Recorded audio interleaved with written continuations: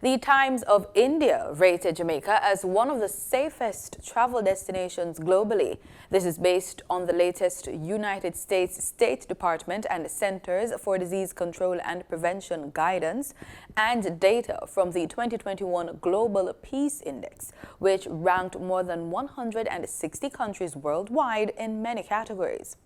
The Times of India is an English-language daily newspaper in India and is that country's third most popular newspaper and the world's best-selling English-language daily.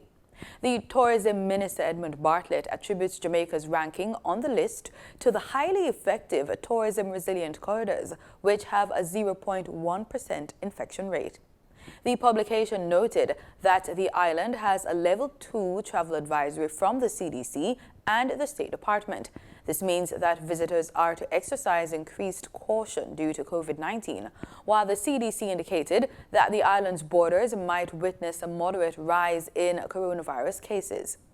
The United Arab Emirates, British Virgin Islands, the Bahamas, Fiji, New Zealand, and Grenada are also on the list.